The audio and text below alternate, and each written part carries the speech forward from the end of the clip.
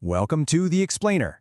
Today, we are diving deep into one of the most baffling and frustrating conditions out there, the frozen shoulder. We're going to get to the bottom of what's really going on when your shoulder feels like it's completely locked up.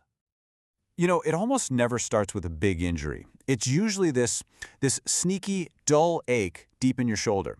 At first, you just brush it off, right? But then it slowly gets worse, especially at night. And before you can even figure out what's happening, you're not just dealing with pain anymore. You're dealing with a stiffness that feels like it has a life of its own. So what exactly is this invisible cage that seems to trap your arm?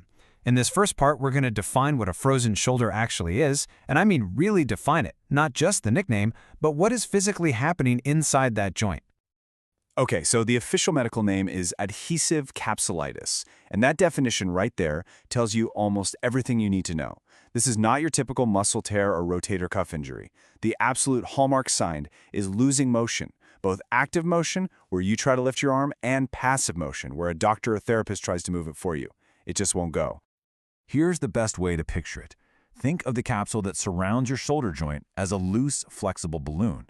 Normally, it lets your arm move freely in all directions, but with adhesive capsulitis, that balloon gets angry. It becomes inflamed, it thickens up, and it starts to shrink, literally forming these sticky adhesions that glue the capsule to the joint. It creates a real physical block.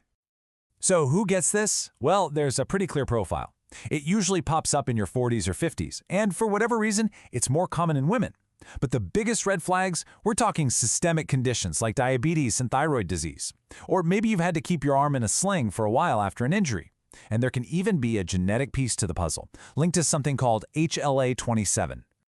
In that connection to diabetes, it is absolutely no joke. In the general population, maybe 2 to 5% of people will get a frozen shoulder. But for people with diabetes, that number skyrockets to as high as 20%. And not only that, their cases are often way more severe and a lot tougher to treat. You have to understand that a frozen shoulder isn't just one thing that happens. No, it's a journey, a long one, and it unfolds over 3 very distinct stages. Knowing this timeline is so important for just managing your expectations and getting through it. So here's the path it takes. First, you have the freezing stage, and that's all about pain. Then comes the frozen stage, where the stiffness really takes over. And finally, you get to the thawing stage, which is all about that slow, and believe me, it is slow, gradual return of movement. Let's talk about that first stage, freezing. This can last anywhere from a couple of months up to 9 months. And the pain, it's this deep, disabling ache that is just brutal at night. It can make getting any real sleep feel impossible. And as that pain gets worse and worse, your ability to move your arm just starts to vanish. Then you move into the frozen stage. And here's the weird part. That constant gnawing pain might actually start to ease up a bit. But what replaces it is this incredible, profound stiffness. Simple things you never even think about, reaching into a cabinet, putting on a jacket, even just washing your hair, they all become these huge, frustrating challenges. And at last you hit the thawing stage. This is when you finally start to see some light at the end of the tunnel. Your range of motion very slowly starts coming back. But I have to stress the word gradual. This phase can take a long time, anywhere from 6 months to 2 full years. It requires a massive amount of patience. Okay, so we get the problem, we understand the timeline. Now for the big question, what in the world do we do about it? Let's dive into the treatment options and talk about how you can actually fight back and unlock that shoulder. All right, your number one weapon in this fight, without a doubt, is physical therapy. But, and this is so important, we're not talking about no pain, no gain here. Not at all.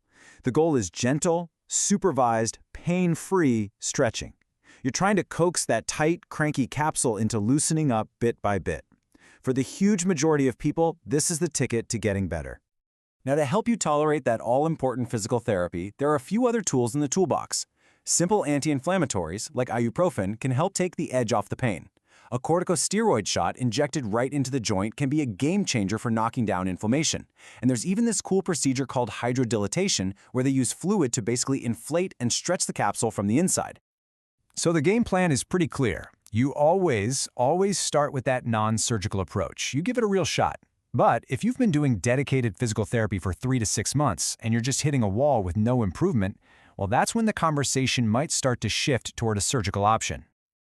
So what's surgery actually like? Well, the go-to procedure is an arthroscopic capsular release. It's minimally invasive. The surgeon makes a couple of tiny incisions, slides in a camera to see what's going on, and then uses special tools to very carefully cut and release that thick, tight capsule. The goal and the result is an immediate improvement in your range of motion right there on the operating table. So, whether you end up needing surgery or you stick with conservative care, recovery is a marathon, not a sprint. Let's talk about what that road back really looks like and set some realistic expectations for getting your shoulder working again. You know, this quote just nails the tricky reality of a frozen shoulder. On the one hand, yeah, it's self-limited, which is a fancy way of saying it usually gets better on its own, eventually. But, and this is a big but, that's not the whole story. For a lot of people, some amount of pain and stiffness can hang around for years. A 100% perfect recovery isn't always in the cards. But here is the really good news. That conservative, non-surgical approach, it works. It really, really works. About 90% of patients get the results they're looking for with physical therapy and stretching alone. It's only that stubborn 10% of cases that end up needing surgery to break the stalemate. Whew, we have covered a ton of ground here, so let's just boil this all down. What are the absolute key things you need to walk away with if you're dealing with a frozen shoulder? Okay, here's the bottom line. Number 1, remember, this isn't a muscle you pulled. It's a problem with the joint capsule. Number 2, the dead giveaway is losing both active and passive motion. Here's the big one. Number 3, patience. It is absolutely non-negotiable. This is a marathon that can take 1, 2, even 3 years. And finally, if you have a condition like diabetes, getting that under control is one of the single best things you can do for your shoulder. And that leaves us with one final, fascinating thought. Right now, we measure this recovery in months and years. But what if that could change? Researchers are looking into some really amazing new therapies, like using an enzyme injection to literally dissolve the scar tissue that's causing all the problems. So you have to wonder, are we heading towards a future where we could saw a frozen shoulder in a matter of weeks? It's an incredible thing to think about. Thanks for joining me.